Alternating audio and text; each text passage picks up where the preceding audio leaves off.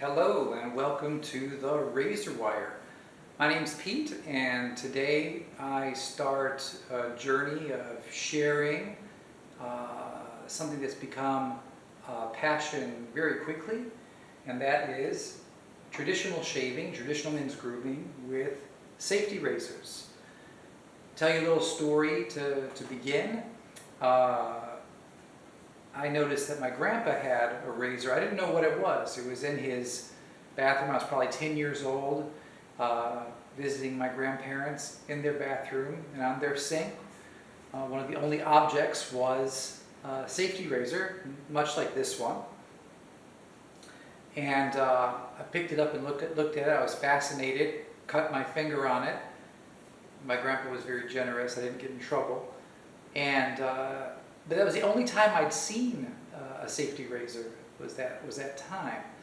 Because already that would have been the early 80s, my dad used cartridge razors, not cartridge razors, he used disposable razors. And then I was, shall we say, brought up on disposable razors. And a few years ago, we moved from the US to France. My wife is French. And I didn't know that most cartridge razors, I was using a mail-in cartridge razor service at the time, where they send you every few months a pack of cartridges. And I didn't realize that they're pretty universal and I could get them in France, and so I bought like a 2-year supply. And when that supply ran out, I remembered that razor that I saw in my grandpa's bathroom back in the early 80s. And I decided, hey, you know what? I'm going to check that out. And just did a little research. And then at the grocery store, I found this. I have a few razors now. And this is my first. It's a Wilkinson Sword. It's called a butterfly style razor, where you twist the bottom, it opens up, and you put a new razor blade in. And that started a real passion, and one that is, I think, really cool to share, because I think there's some deeper symbolism into why this hobby has attracted me so much, why I found it interesting. And one of the first things has to do with my grandfather, feeling like I'm somehow connected to his generation, the generation of the 1940s, 1950s, which also represents something for me. So being attached to another generation, being attached more to my roots, and the whole idea of something that's tried and true. That's why I sometimes refer to it as classic grazing or shaving, or traditional shaving. And so today, I'll have much more to say in the upcoming videos about that. Would love to hear your thoughts on what brought you to wet shaving or shaving with a safety razor, traditional shaving. And today I'm just going to show you a few products. I'll link them in the description below. And let's do a shave. I've waited, trying to get kick-started with this video. I've waited several days, so I'm actually anxious to shave. I don't like being too scruffy. And there are also reasons behind that I'd love to explore, philosophical reasons, and even spiritual ones. So here we go. For those of you who are new to wet shaving, I'm just going to go through the steps that I've developed over not a very long time, less than a year, and that I'm still developing. And I know that there are many, I've looked at many other channels, and I know that some people have different techniques. There are different techniques, different approaches, and this is what I've developed so far. So first off, like I said, we're going to be using this butterfly style Wilkinson Sword razor. I have a Derby razor blade. I'm going to take out of its wrapper. Derby razor blade. Make sure the razor's open. set it in there like so, close it up, and we're ready to shave. Next step is our brush. Actually, it's not the next step because I need to get the soap ready. Soap's right here. We're going to use Proraso soap, which is ubiquitous. It's probably the most well-known shaving soap, highly produced, mass-produced from Italy. And what's interesting is that this smell, which is mostly eucalyptus and menthol, that smell reminds me of my other grandfather, so also representing his generation. So take the brush, warm water, fill up the bowl. A lot of people soak the brush a long time. I just put it in there enough to get wet. Dump out the water. Shake it for a little bit. And then I've used this for a few months. It's still got a few months to go. That's one of the great things about wet shaving as well, is with the shaving soaps. I know that there are creams. There are other forms of lathering up the shaving cream. But this one is really economical. I'm just loading up the brush like this. I'm going to add a couple drops of water to my bowl. There you go, not a lot. This is actually a French coffee bowl. Coffee. It's not a cup, but what many French drink their café au lait in the morning is in a bowl like this one. And so that's all this is. I don't yet have a purpose-built bowl, but this one works just fine. So when it starts to lather up around the edges, I push it back down a little bit, do a little bit more.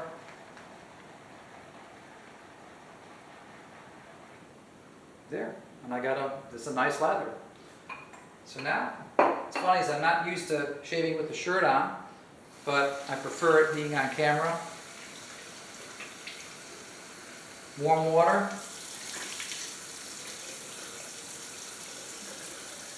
Wet my face.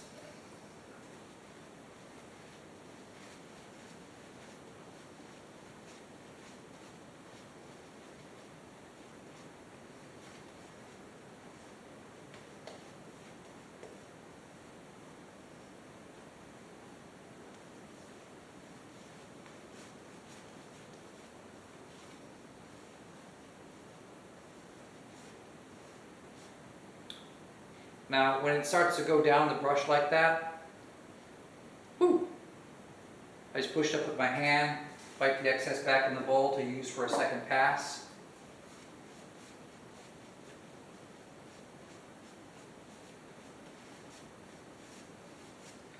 I know some guys like to lather directly on their face. I don't do that. I like to make the lather in the bowl. Love whipped cream, makes me think of whipped cream. So now I start the downstroke.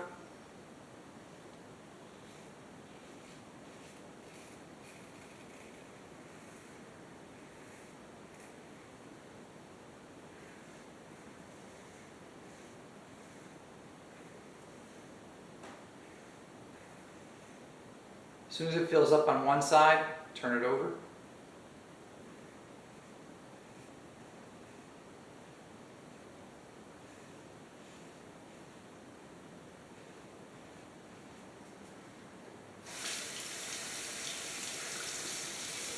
Fills up, rinse. Now, some guys start at different locations on their face, and actually I'm still mapping out how my hair, my facial hair,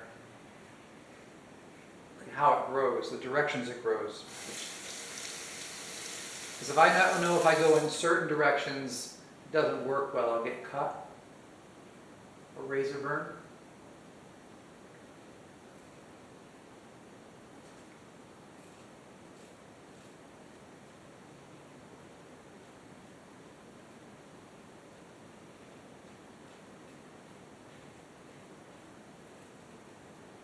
So here I'm kind of doing a combination because I'm going one direction, right? I'm going down, which on this part of my face, that's with the grain, which is what you're supposed to do. But as soon as you come over my jawline, my hair grows more this way, and so I'm going against the grain. But to save time, and it's also just enjoyable to have that one long stroke. I keep going the same direction.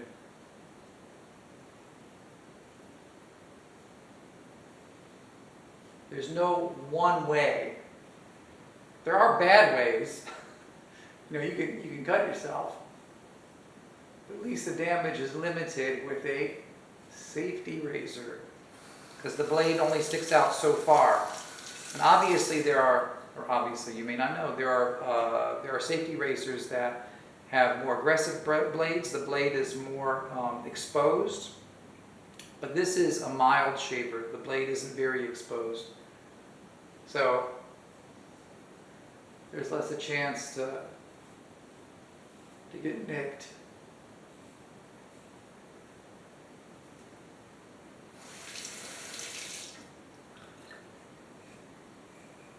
Okay, so first pass, rinse my razor, was a bit hot.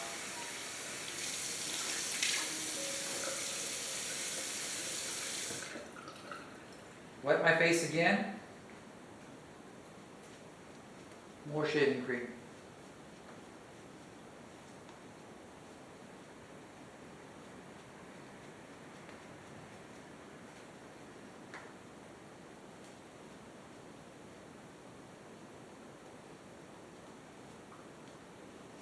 And there's something about not rushing.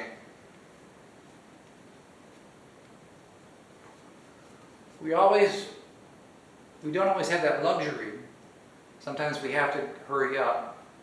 But for me, this has become a routine. I'd even say a sort of liturgy where I slow down.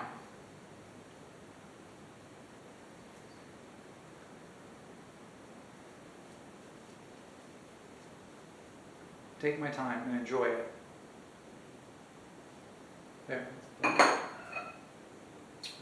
Wet my blade again. Second pass, and this time I'll come up from the bottom.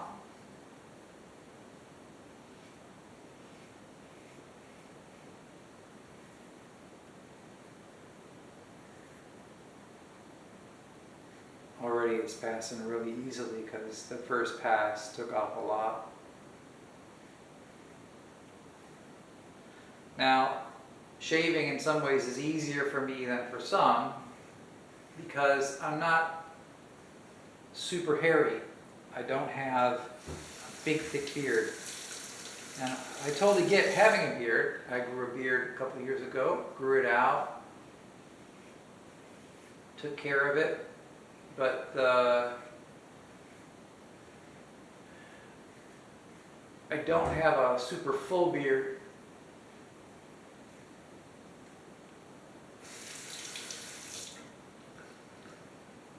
And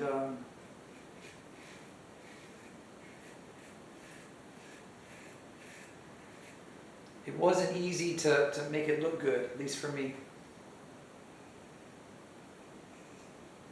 And I had a friend, a 90-year-old friend from my church, lady, whose late husband used a safety razor too. And when I had my beard, she's back in America. We called from France at a family call, and she hadn't seen me for a few months. I had grown my beard out, and she was horrified. She said, "Oh, I much prefer to see your face." And I'm not knocking on beards, but right now, even though I've been going up against the grain, when I go up against the grain on my upper lip, here, this part, I often get nicks. And so what I do is go sideways on this one.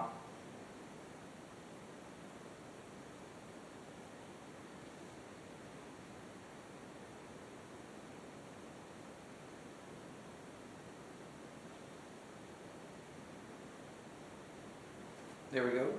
And I'll do a last pass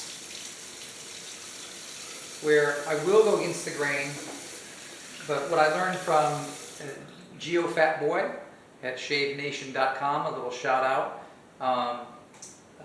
there's a way to go against the grain where it's not going to rip you up.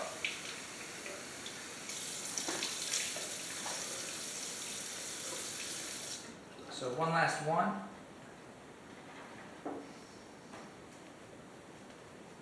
I need to lather this up a little bit more and loose it up. There's plenty left. I could do 2 more passes, but if you do, and when I do more than 3, when I get zealous, I have a problem with razor burn afterwards.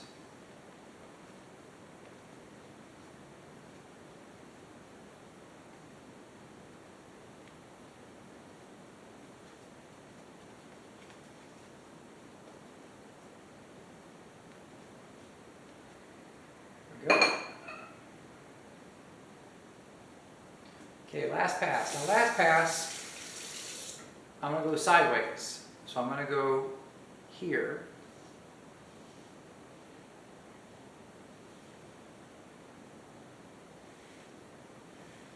And my jawline is also where I have the most problem. We always have problem spots that are harder to get smooth. And right under my jawline is one of those areas. And for me, I can only go, if I go sideways beyond here, because the way my skin is, not like my grandpa's, it'll start to tug and I'll have rashes. Kind of, well, not rashes, but it'll cut me up.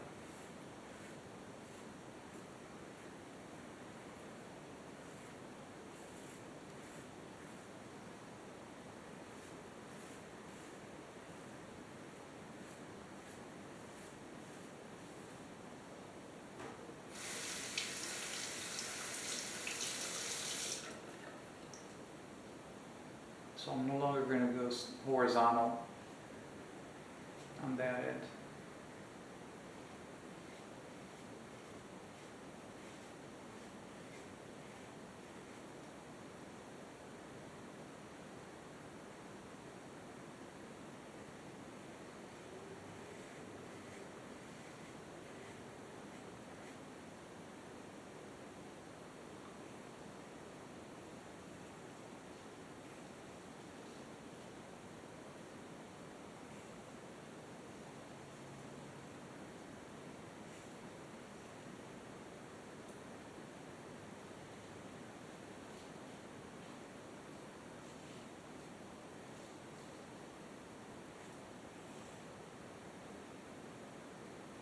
And now what I learned from that other channel I mentioned, what you do is you go against, I'm going to go against the grain, but I'm going to go at a really low angle. So instead of being here at about a 45, I'm going to come about here.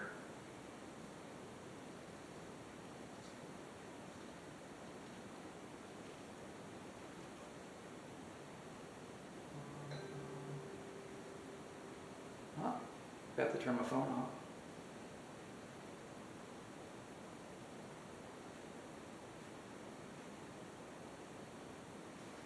Okay, there we go. So now I'm going to rinse with cold water.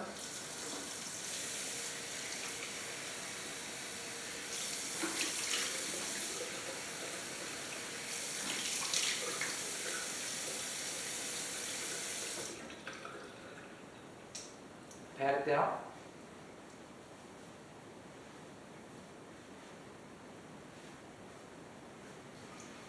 Okay, and the final touch is Proraso aftershave. So it has a menthol and eucalyptus scent as well. I like to be generous with it. Put several splashes in my hand. Now there, now that's nice and clean. Oh, it's good, praise God. And I feel like a new man. And in the upcoming videos, yes, I want to explore other products. I have a razor that's on the way. I have a new soap that's on the way. Things like that, sure. Explore some techniques, sure. But more importantly, I want to explore kind of the meaning and the symbolism behind wet shaving, traditional shaving.